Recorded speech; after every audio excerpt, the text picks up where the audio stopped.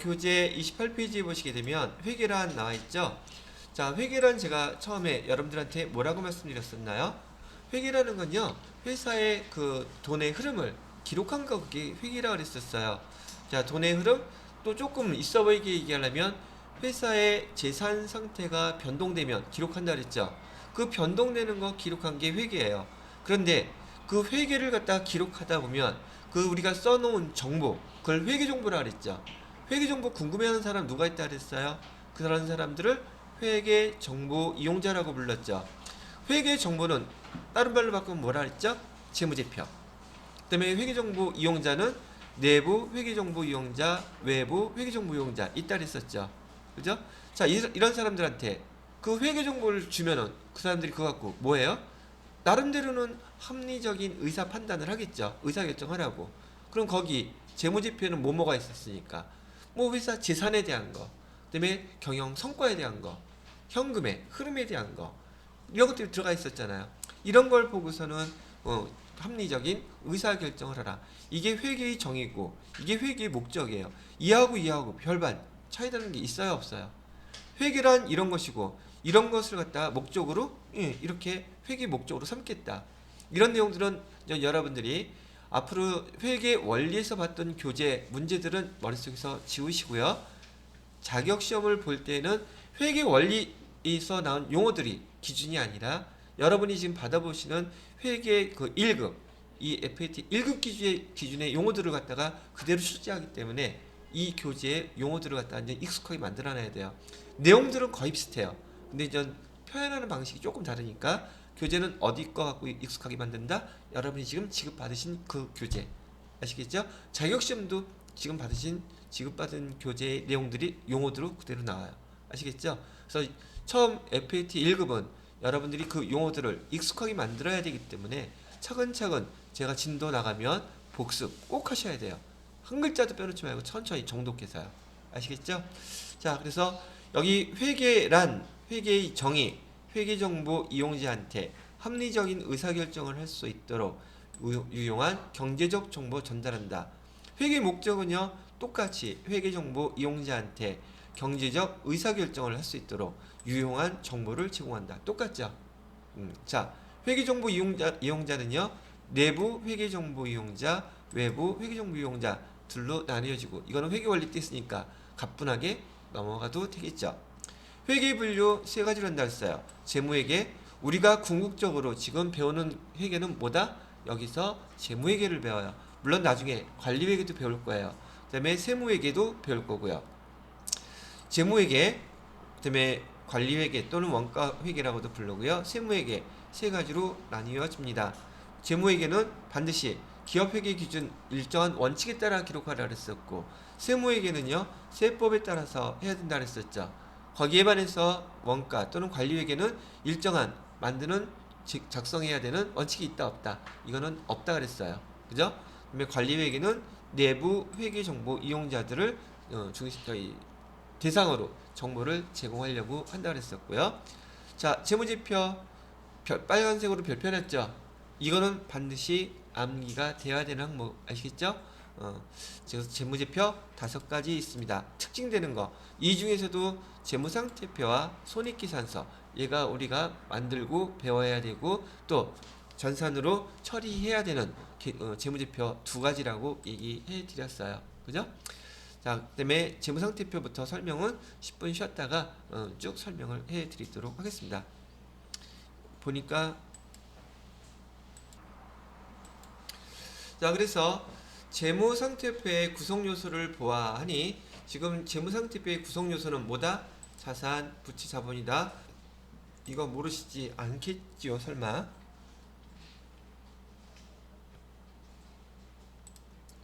얘도 조금 모양을 좀 있어 보이게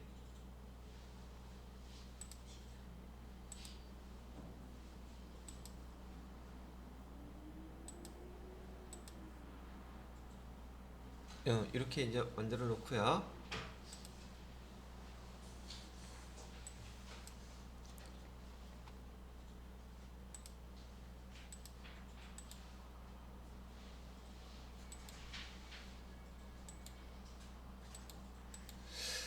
자, 그다음에 여기 재무상태표 등식, 자본 등식, 대차 평균의 원리. 여기서 중요한 용어는 대차 평균의 원리는 차변의 합계금액, 얘가 키워드라 그랬어요. 키워드는 차변의 합계금액과 대변의 합계금액이 일치한다는 원리라고 얘기를 해드렸었고요. 자, 그다음에 밑에 보시게 되면 손익계산서에도 그림 모양은 다 기억을 하고 계실 거라 생각이 들어요. 그래서 차변의 비용, 대변의 수익, 그 차가 단기 순이익이 날 수도 있고 단기 순손실이 날 수도 있어요. 얘를 우리는 손익계산서 등식이라고 부른다 그랬었고, 손익계산서 등식은 두 가지에 나와 있습니다. 자, 그 다음에 여러분들이 고생하면서 학을 쨌던 거, 자, 자산 규정, 재무상태표 규정들이죠. 재무상태표 규정들을 한번 쭉 보기만 하세요. 여러분이 뭐 이거 좀 하나하나 설명을 해드릴 거니까 잘 본인들이 외우셨던 그 상황을 갖다가 다시 한번 잠깐 정리하고 바로 넘어가도록 할게요. 자, 근데 여기 지금 오른쪽에 자본 계정을 보시게 되면 자본 계정에 대해서는 여러분이 자본금이라는 거 요 하나밖에 안 배웠었죠. 회계 원리에서는 개인 기업이 기준이기 때문에 자본 계정이 하나밖에 없어요. 근데 지금 우리 FAT 1급 여기서부터는 법인이 우리 다닌다는 전제 조건 하에서 시험 문제가 출제되기 때문에 법인의 자본 계정은 이렇게 5가지로 나뉘어져 있어요. 요것도 나중에 여러분들한테 자본 계정에 대한 거 회계 1급 과정이 있으니까 그때 설명 다시 해드리도록 하겠습니다. 자, 그 다음에 회계 순환 과정, 얘도 마찬가지로 여러분들이 지금 회계 원리 시간에 다 배웠던 내용들이죠. 자, 회계상의 거래 판단할 줄 아셔야 되죠. 식별을 해서 거래 판료수에 의해서 분기장에다가 분계 기록해야 되겠죠. 분계란 무엇입니까? 분계라는 거요. 우선 회계상의 거래라면 그 거래에서 계정이 뭐가 사용돼야 될까 생각해 가셔야 되고, 차변 대변 어디다 써야 되지? 금액 얼마를 적어야 될까? 요거 생각하는 과정을 우리는 분계라고 부릅니다. 얘기했었던 것이고요. 자, 그 다음에 이 분계장에 기록해냈던 것들 1년 동안의 모든 거래들, 회계상의 거래들이 기록되다 보니까 분계장에 재무상태표의 계정인 자산, 부채, 자본, 손익계산서의 계정인 수익, 비용 다 여기 기록이 되겠죠. 그래서 분기장에는 이 5가지 계정이 다 기록이 되고, 이 분기장을 또 똑같이 총계정원장에 옮겨 적으니 총계정원장 안에도 이 5가지 계정 똑같이 다 있어요. 그 다음에 총계정원장 얘를 갖다가 시산표에다가 일렬로 쪼르륵 다 또 옮겨 적을 것이니까 여기에도 당연히 5가지 계정이 여기도 다 들어가 있겠죠. 그죠? 그런데 제가 지난 시간에 설명했던 이 2월 시산표에서는 2월 시산표는 뭐가 빠져있다 그랬죠? 수익과 비용 계정은 여기는 없다. 이렇게 한꺼번에 이제 그림으로 쫙 연결시켜 보니까 이해하기가 좀 편하죠. 왜 편해? 여러분들이 다 공부했으니까 편한 거지. 못 알아들으면 뒷다 어려운 거죠. 자, 그렇게 했고, 자, 결산 얘기가 나오자면 우리 예비 절차, 본 절차, 보고서, 작성 절차 3개로 나누세요. 결산의 예비 절차 무조건 시산표라 그랬어요. 시산표는 3가지 딸 있죠. 잔액 시산표, 합계 시산표, 합계 전액 시산표. 그죠? 자, 그 다음에 기말 정리상, 이건 아직 안 배웠지만 이제 배울 거고요. 그 다음에 수정 후 시산표, 정산서 또는 가결산서를 작성한다. 네, 본 절차에서는요, 본 절차에서는 총계정원장 마감하는 순서 중요하다 그랬었죠. 요거 기억하시면 될 것 같고요. 본 절차는 장부의 주요부를 마감한다는데 우리 장부의 주요부나 구분하는 거 지난번에 설명해드렸던 거죠. 장부는 주요부와 뭘로 나눈다? 보조부로 나눈다. 주요부는 여기 있는 거 분기장이나 총계정원장이 주요부고, 보조부는요 보조기입장, 업무일지 성격을 갖고 있는 것들이라 했었고요. 보조원장, 제3자와 대조 기능을 갖고 있는 장부라고 얘기를 해드렸었어요. 얘네들은 회계 프로그램에서 이제 여러분이 처음 프로그램을 접하시게 되면 화면에 나올 거예요. 요 배운 용어들이 그럼 이때 장부 이런 게 나오는 거구나, 그렇게 보시면 되겠습니다. 자, 그러면 여기까지만 먼저 해놓고 교재를 그냥 보면서 다시 한번 정리를 하도록 할게요. 교재는 28페이지에 보시게 되면 회계의 정의, 유용한 경제적 정보 전달하는 게 회계의 목적이죠. 그죠?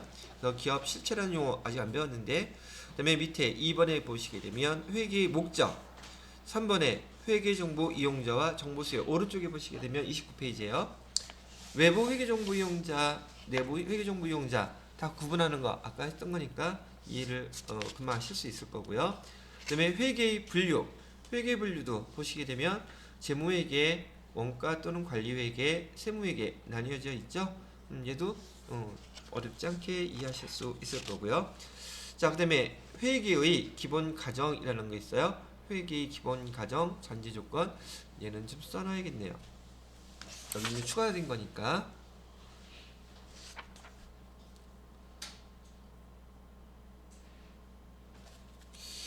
자, 회계의 분류까지 써놨고,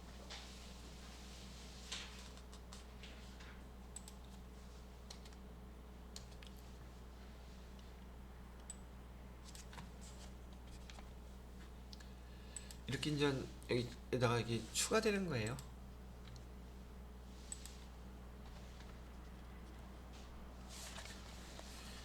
자, 회계의 기본 가정 또는 전제 조건,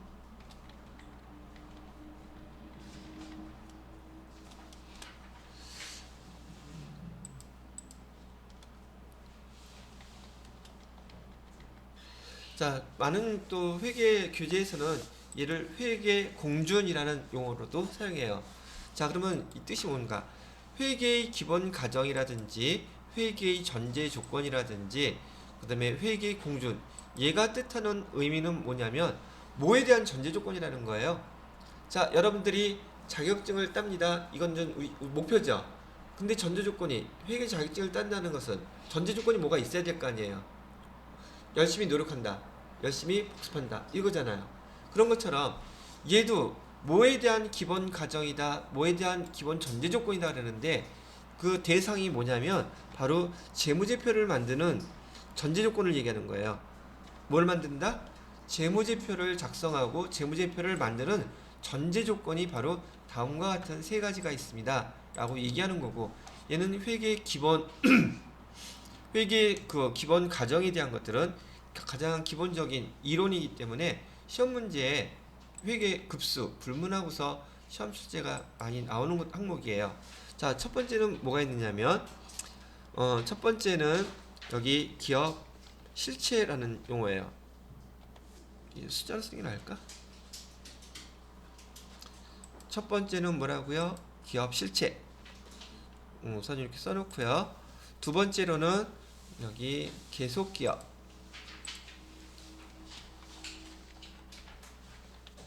자, 세 번째로는 기간별 보고. 세 번째가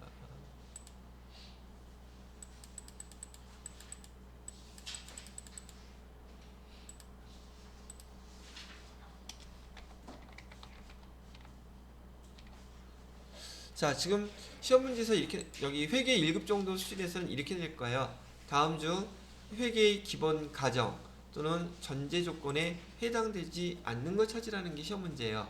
그러면 우선 세 가지는 여러분이 별도로 물론 암기가 돼 있으셔야 되는 항목이기도 하고요. 그런 것들은 제가 여기다가 별표를 표시해 놓을게요.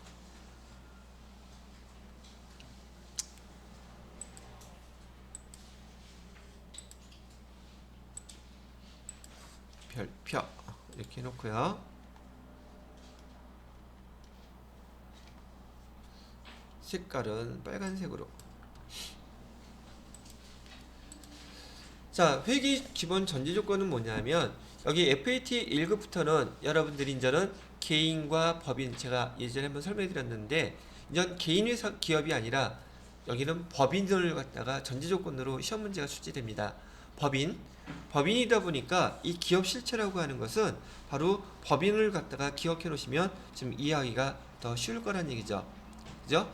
제가 지난번에 어떤 설명을 해드렸었냐면, 자, 이렇게 법인인 경우와 개인인 경우를 갖다가 하나 예를 들어 드렸답니다. 법인하고 이게 법인이 돈을 벌었어요. 세금을 내야 되죠. 그러면 법인인 경우에 세금을 납부할 때 만약에 회사의 이름이 뭐라고 할까요? 등용문이라고 할까요? 회사의 이름이 등용문이고요.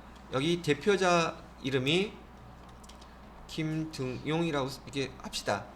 그러면 이 법인의 주식회사 등용문에 세금은 등용문이란 회사 이름으로 세금을 낼까요?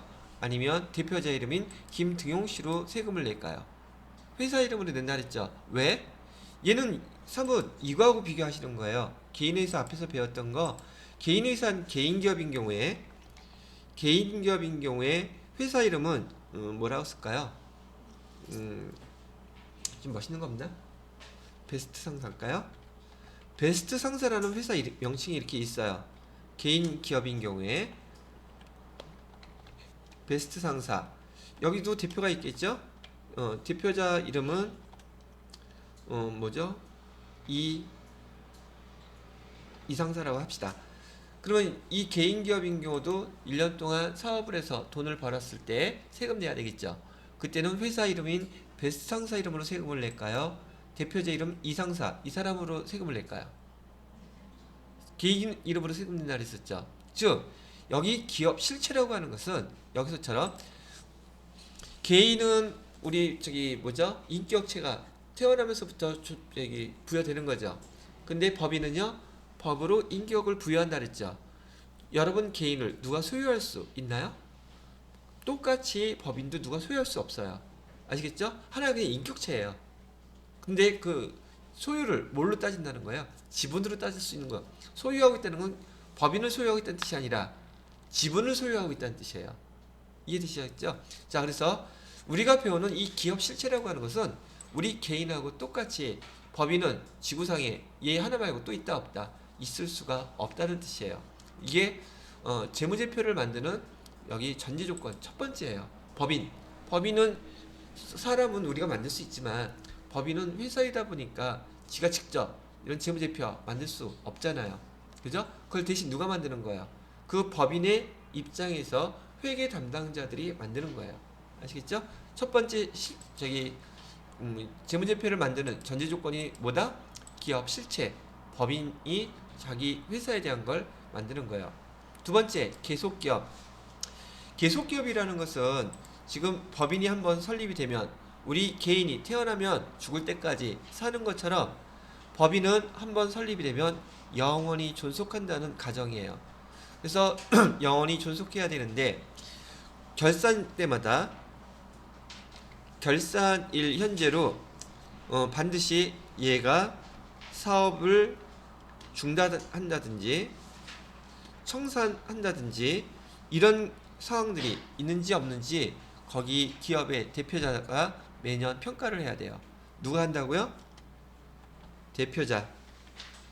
대표자가 평가를 매년 해야 돼요. 왜? 기업이 청산한다는 뜻은 소멸한다는 뜻이죠. 문 닫는다는 뜻이에요. 그럼 개인 입장에서 따지면 죽는다는 뜻하고 똑같은 거예요. 근데 그게 아니라면 이 기업은 영원히 존속한다는 가정이에요. 나중에 배우시게 될 감가상각비가 감가상각 연수가 10년, 20년 이렇게 나올 수 있는 게 그때까지 그 회사는 있다는 뜻이잖아요. 그죠? 이런 전제 조건이기 때문에 계속기업이라는 얘기를 갖다가 해야 한다는 얘기고, 시험 문제 회계 1급에서 나오는 거 가끔 요 문제가 나와요. 자, 기업의 계속 존속 여부를 기업의 뭐라 그러죠? 여기 다시 존속 여부 를 갖다 누가 평가해야 된다고요? 대표자가 언제? 매년 평가를 해 주어야 된다고요. 여기 시험 문제예요. 회계 이론이 어렵다 그러는데 어려운 것은 제대로 이해를 못했기 때문에 어려운 것이지, 이해가 제대로 되면 그건 당연한 거예요. 자, 그래서 존속 여부를 갖다가 결정을 하더라. 자, 세 번째, 기간별 보고. 기간별 보고의 뜻은 뭐냐면, 자, 우리가 세무서에 돈 번 거에 대한 세금을 내거나 그다음에 또 평가를 해서 오늘 장사 잘했으니까 성과급, 기업의 성과를 평가하거나 그 기간을 갖다가 정해놓지 않으면 어떤 회사는 5년마다 한 번씩 한대, 어떤 회사는 3년마다 한 번씩 한대, 어떤 회사는 10년에 한 번 한대, 어떤 회사는 문 닫을 때 하겠대. 그러면 이 평가가 언제 이루어질지, 세금은 얼마를 내야 될지 알 수가 있어요, 없어요? 전혀 알 수가 없어요. 그래서 기간별 보고는 인위적으로 우리 사람들이 인위적으로 기간을 갖다가 만들어낸 설정한 거예요. 인위적 설정. 어떻게 설정을 했어요? 1년을 초과할 수 없다. 1년을 초과할 수 없다고 못을 박아놨어요. 근데 이거 용어 어디서 들어봤던 거 아니에요? 자, 1년을 초과 못한다는 것은 우리 회계연도를 얘기하는 겁니다. 그래서 모든 법인은, 모든 회사는 회계 기간은 1년을 초과할 수 없다. 결산은 두 번, 세 번 해도 상관없어요. 뭐 원래 월결산 매달 하잖아요, 회사에서는. 근데 최소한 우리 한 번은 해야 되겠죠? 1년을 단위로 해서 한 번의 결산은 꼭 해야 되기 때문에 이걸 기간별 보고의 전제 과정이라고 얘기를 하는 내용들이에요. 자, 시험 문제 형태 설명해 드릴게요. 회계의 전제 조건, 기본 과정. 지금 우리가 설명하는 것은 기본 과정이라는데 이 기본 과정이 뭘 만드는데 기본 과정이라는 뜻이라고요? 재무제표를 만드는데 기본 과정이에요. 자, 여기 세 가지 있다 그랬어요. 첫 번째 뭐 기업 실체, 두 번째 뭐 계속 기업, 세 번째 뭐 기간별 보고. 반드시 암기해 놓으세요. 회계 1급 수준에서는 요거에 대한 설명을 갖다가 구분하라는 게 시험 문제가 됩니다. 근데 얘를 갖다가 세무 2급에서 시험 문제를 내게 되면 얘를 설명하는 내용들을 걔네들을 갖다 설명해주고 다음 중 어떤 걸 설명한 건가요? 이렇게 물어보면은 세무 2급 문제가 돼요. 아시겠죠? 자, 그러면 그 내용들을 갖다가 교재를 보고 한번 확인을 해볼게요. 29페이지 맨 밑에 보시게 되면 회계의 기본 과정, 그다음에 전제 조건이라고 되어 있죠. 근데 거기를 눈을 씻고 봐도 얘가 재무제표를 만드는데 전제 조건이란 말이 붙어 있어요, 안 붙어 있어요? 그러니까 기본 과정, 전제 조건 암기는 했는데 뭐에 대한 전제 조건이에요? 라고 물어보면 머릿속에서 그냥 물음표 느낌표가 왔다리 갔다리 하면서 이게 뭐에 대한 전제 조건이지? 그걸 몰라. 자, 그래서 교재 봅시다. 1번 첫 번째 기업 실체 과정이라고 되어 있죠. 기업을 소유주와는 독립적으로 존재하는 회계 단위로 관리한다. 그죠? 소유주하고 별개라는 뜻이죠. 이게 키워드예요. 소유주와 별개. 그럼 얘는 뭘 설명하는 거예요? 아, 기업 실체를 설명하는 거구나. 하나의 기업을 하나의 회계 단위 관점에서 재무정보를 측정하고 보고한다. 그 다음에 소유주와 별도의 회계 단위로서 기업 실체를 인정하는 것. 말은 되게 어렵지만 얘가 법인이라는 누구가 소유할 수가 없다는 뜻이죠. 그런 개인하고 상대적인 개념으로 이해를 해놓으시면 이해하기가 좀 수월하시지 않을까 싶어요. 자, 거기 이 교재의 특징 중에 하나가 그렇게 파란색으로 주의라고 써놓은 것들 있죠. 이거는 벌써 기출문제 보기로 출제가 됐던 것들이에요. 그래서 이 파란색 글자들은 반드시 정독해서 잘 보셔야 됩니다. 아시겠죠? 자, 그 다음에 다음 페이지로 넘겨보시게 되면 계속 기업의 과정이라고 되어 있어요. 일반적으로 기업이 예상 가능한 기간 동안 영업을 계속할 것이라는 가정입니다. 기업은 경영활동을 청산하거나 중요하게 축소할 의도나 필요성을 갖고 있지 않다는 가정. 뭐 청산하면 문 닫는다는 얘기니까 계속 기업이 깨지는 거죠. 그죠? 그런 게 없다면 영원히 존속한다는 가정이 계속 기업의 가정이고요. 거기 주의 그 계속 기업에 대한 가정에 대한 설명이에요. 예를 들어준 거죠. 근데 아직 여러분이 감가상각 아직 다 안 배우셨기 때문에 그냥 이런 게 있으려니 하고 넘어가셔도 돼요. 자, 그 다음에 그 기간별 보고의 과정이라고 되어 있어요.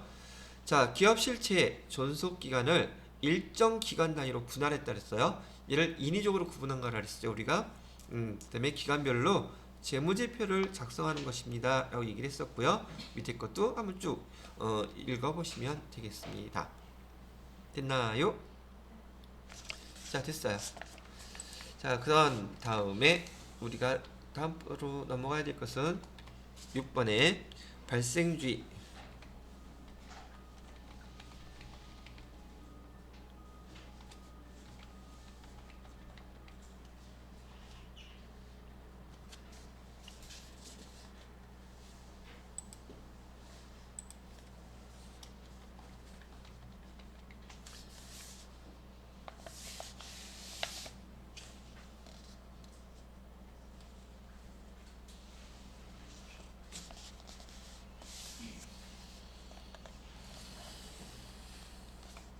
자, 요것도 이걸 어떻게 쓰면 하지?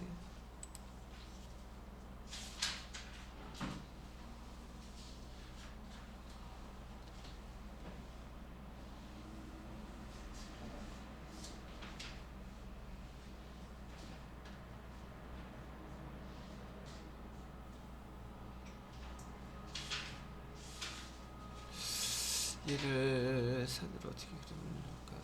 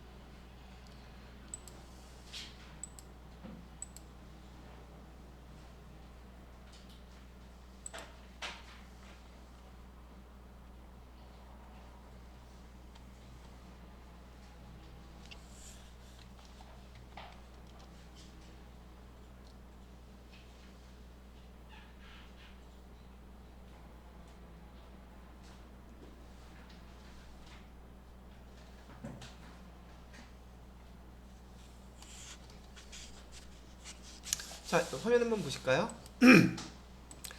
자, 지금 우리 1년치 보험료를 갖다가 연간 보험료를 보통 납부하게 되면 1년치를 납부하게 되죠. 그러면 1년치를 납부하게 될 때 얘 지금 보험 가입 기간은 언제부터 시작되느냐면 7월 1일부터 날짜도 쓸까요? 얘가 2019년 7월 1일부터요. 1년 보험료니까 여기 며칠까지 되겠어요? 2020년 6월 아니니 5월 7월 1일부터 6월 30일까지 이렇게 되겠죠? 그럼 여기 날짜를 바꿔야 되겠나? 7월 1일부터 여기 6월 30일 이렇게 될 거예요. 자, 그런데요, 지금 우리가 배워야 될 것은 여기 지금 현금주의와 그다음에 발생주의를 갖다가 배우게 되는데, 얘를 갖다 먼저 현금주의로 한번 기록을 해볼게요. 현금주의로 얘를 기록하게 된다면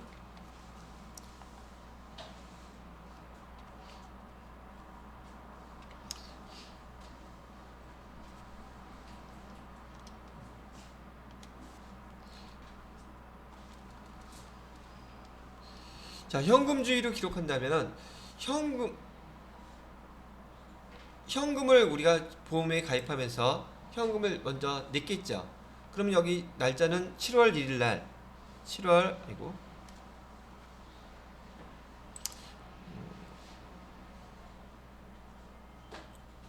7월 1일에 여기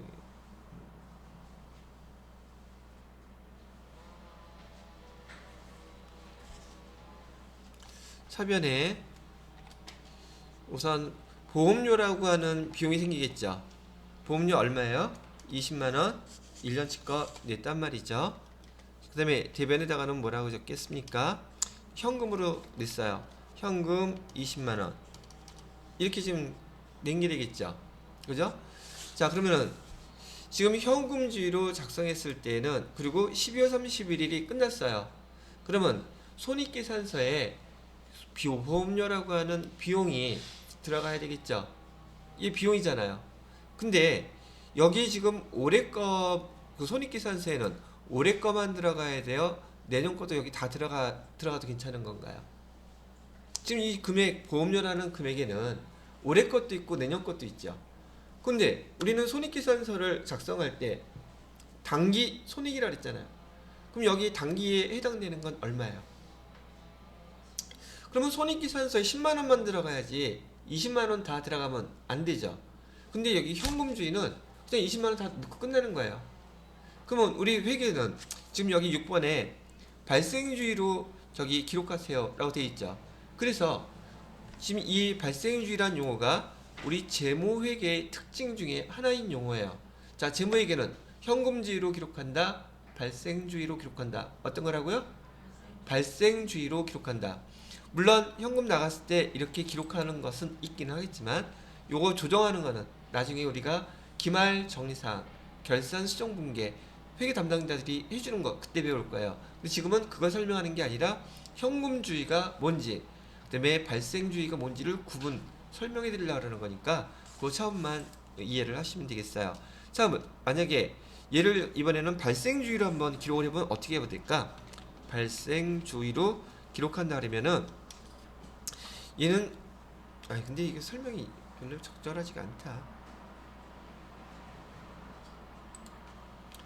죄송해요. 죄송할 것까지는 없지만 바꿀게요. 여러분 이해하는 게 이게 잘 나을 것 같다. 이자 수익으로 하겠습니다.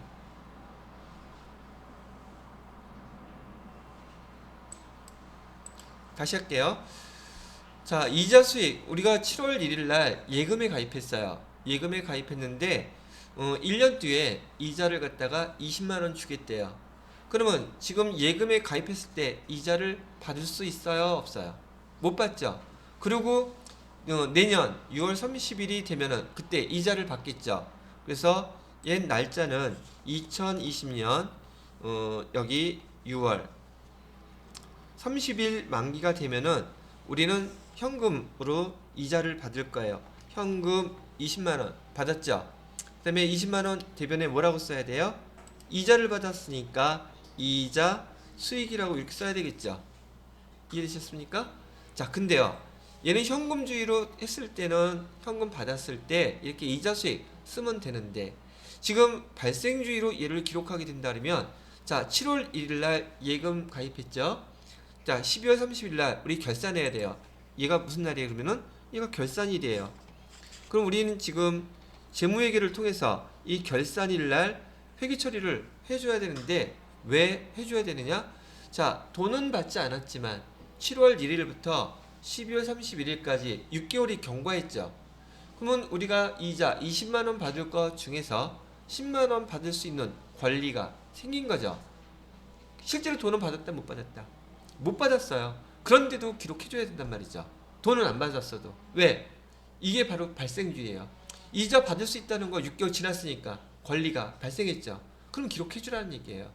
수익으로. 어떻게 해요? 이렇게 해요. 날짜는 며칠 날짜가 되겠어요? 12월 31일 날짜로 차변에 돈 못 받았죠? 받았어요? 못 받았어요? 그럼 뭐라고 써요? 돈 못 받은 거 미수금 써야 되죠? 왜? 이거 일상적인 상권이 아니잖아요. 상품, 제품 판 거 아니죠? 그래서 미수금이라고 쓰는 거예요. 미수금 얼마 못 받았어요?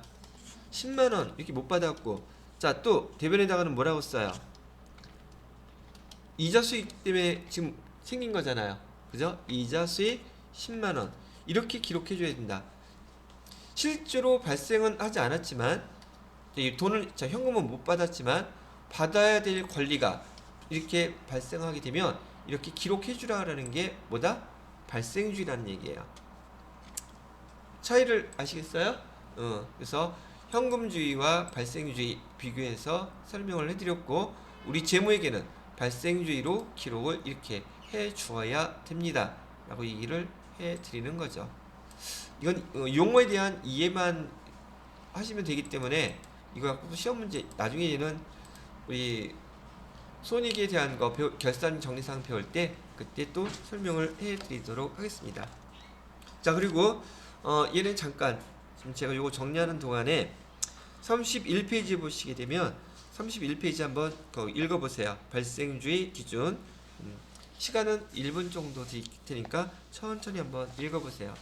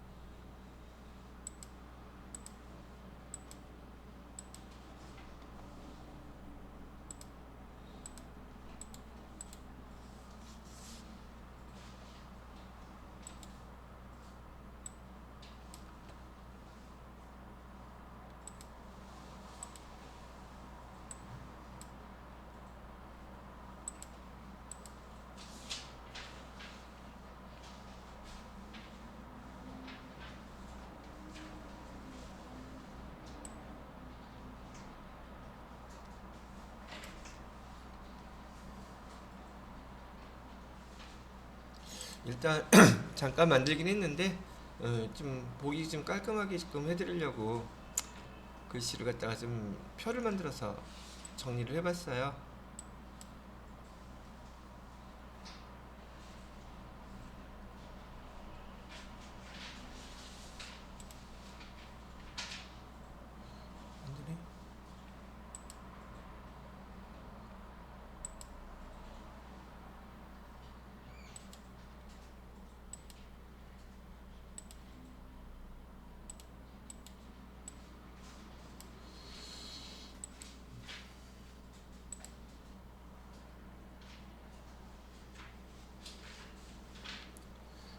자, 화면 보시죠. 자, 31페이지에 보시게 되면 회계 정보의 또 재무 정보의 질적 특성이라는 용어를 갖다가 지금 썼어요. 그럼 여기서 얘기하는 이 질적 특성이라는 건 뭘 뜻하는 거냐면 이 회계 정보가 얼마만큼 유용하냐, 즉 정보의 유용성을 갖다가 뜻하는 용어예요. 그래서 회계 정보의 질적 특성은 회계 정보의 유용성이라고 보면 된다는 얘기죠. 예를 들어서 우선 이 회계 정보의 유용성을 구분할 때에는 재무회계와 우리가 배울 관리회계, 재무회계, 관리회계가 우리한테 주 대상 지금 학습 타겟이란 말이죠. 자, 재무회계는 우리가 지금 배우는 그 모든 그 내용들이 재무회계에 지금 관련된 것들을 지금 배우고 있습니다라고 얘기해드렸잖아요. 이 재무회계는 제가 뭘 목적으로 한다 그랬죠? 외부 회계 정보 이용자한테 제공할 것을 목적으로 합니다 라고 해드렸던 거 기억나시죠? 자, 그러다 보면 지금 이 자료가 외부 회계정보 이용자한테 나가야 될 거니까 당연히 그 정보는 신뢰성이 있는 정보여야지 신뢰성이 없는 정보가 나가면 될까? 안 될까? 안 되겠죠? 그럼 근본적으로 재무회계에서 가장 중요한 특성은 뭐여야 된다는 얘기예요? 당연히 신뢰성이 가장 중요하다는 얘기죠. 아시겠죠? 자, 얘를 갖다 또 한번 이렇게 요약을 해볼까 하면 지금 이 내용도 여러분이 구분할 때 일단은 설명에 대한 이해가 명확해야지만이 여러분들이 외우는데도 금방 도움이 될 거란 얘기예요. 이 재무회계는 우리가 마음대로 작성하면 된다 안 된다? 얘는 반드시 기업 회계 기준에 의해서 작성해야 된다는 이것부터 알고 계셔야 되겠죠. 뭐에 의해서? 기업 회계 기준에 의해서 재무회계를 작성해야 됩니다. 그래야지만이 외부 회계 정보 이용자들한테 제공했을 때 신뢰성이 있는 거예요. 이렇게 얘기하는 거죠. 이해됐어요? 자, 그러려고 하니까 이 기업 회계 기준에서 작성을 해서 뭘 높이기 위해서 근본적으로 신뢰성을 그 외부 회계 정보 이용자들한테 얻기 위해서 작성하는 거예요. 자, 이게 근본적으로 가장 중요한 특성이고요. 이 근본적인 특성을 보강해주는 특성이 뭐뭐 있다고 나와 있어요. 첫 번째, 표현의 충실성이라고 나와 있죠. 표현의 충실성, 아니 어디에 따라서 표현하는 게 충실한 건데요. 예, 뭐에 따라서? 기업회계 기준에 따라서 거기 있는 표현대로 표시해 주면은 우리는 뭐라고 부른다? 그 용어를 표현의 충실성이란 용어로 사용하면 된다는 얘기예요. 그죠? 그 다음에 검증 가능성. 자, 예를 들어서 여러분들이 지금 저한테 재무회계 기업회계 기준에 따라서 작성하는 걸 배우고 계시죠? 그죠? 자, 그걸 배우고 난 다음에 회사에 가시면 회사에서 그렇게 기록할 거잖아요. 그죠? 자, 그러면 여러분들이 잘 기록을 했는지 못했는지 누군가 와서 봐야 되겠죠. 그죠? 누가 와서 봐요? 공인회계사들이 와서 봐요. 그리고 그 사람들도 뭘 배웠기 때문에 기업회계 기준을 똑같이 배웠으니까. 그죠? 여러분이 표시한 그 방법대로 뭘 따라서 했기 때문에 기업회계 기준을 따라서 했기 때문에 그 공인회계사들도 기업회계 기준에 따라서 그렇게 처리한다는 걸 알고 있어요. 그러니까 그렇게 했는지 안 했는지 보는 거잖아요. 자, 가리키는 저는 어때요? 여러분들한테 제가 아무거나 막 가리켜요? 기업회계 기준에 있는 걸 가리키겠어요? 그렇죠. 자, 그러면은 이 뜻은 뭐예요? 여러분이 기록하는 모든 것들은 검증 가능성이 있다는 뜻이죠. 즉, 회계 담당자인 여러분들이 기록하는 것이나 또는 다른 회계 담당자가 기록하는 것이나 또는 공인회계사가 기록하는 것이나 또는 그걸 가리키는 제가 여러분들한테 기록하는 것이나 다 똑같아야 되죠. 틀리면 되겠어요? 안 되겠어요? 즉, 그 회계적인 회계 거래를 기록하는 방법은 누가 거래를 갖다 기록해도 똑같아야 된다는 얘기예요. 그럼 검증 가능성이 있다는 뜻이겠죠. 이해가 되셨어요? 자, 마지막 중립성.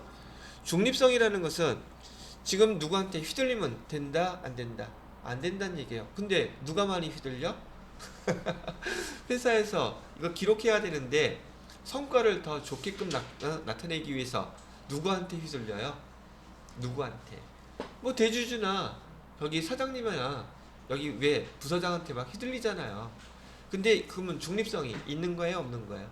없는 거지. 그럼 여기서 얘기하는 중립성은 그런 거에 휘둘리지 말고 어디에 따라서 기록하라는 거예요? 기업회계 기준에서 따라서 하라는 얘기예요. 그러면 여기에 나와 있는 이 용어, 가장 중요한 것은 외부 회계정보 이용자들한테 제공을 해야 될 거니까 신뢰성이 가장 중요하겠죠, 재무회계에서는. 그 다음에 표현의 충실성, 기업회계 기준 따라서 하래요. 그게 표현에 충실한 거래. 두 번째, 검증 가능성, 거기에서 따라서 기록하면 다른 사람들도 똑같이 기록할 거 아니에요. 이게 검증 가능성. 마지막, 중립성, 휘둘리지 말고 뭐에 따라서 해라. 결과론적으로 보니까 얘는 다 기업회계 기준에 따라서 하는 게 이렇게 표현이 된 거네요. 이렇게 이해하고 난 다음에 회계정보의 질적 특성이 근본적 재무회계, 근본적 질적 특성은 신뢰성. 그 다음에 보강적인 특성 세 가지가 있다. 뭐뭐 있다? 표현의 충실성. 그 다음에 검증 가능성. 그 다음에 중립성. 이렇게 이해하고 난 다음에 외우려고 하면 금방 외워지겠죠. 근데 많은 분들이 이거 외우기 어렵다 그러고 헷갈리다 그래요. 왜? 그 내용 뜻을 모르고 그냥 막 외우려고 하니까 이게 외우기가 되게 힘든 거죠. 그렇죠? 그래서 이해를 하고 나서 외우시게 되면 여러분이 보시기에 또 머릿속에 익히기에 되게 수월하게 익혀질 수 있다는 얘기예요. 이 회계정보의 질적 특성은요, 시험 문제 출제가 아주 잘 되는 거예요. 그 다음에 지금 배우시는 회계 이론들은 급수 불문이에요. 모든 회계 교재 다 나와 이거는.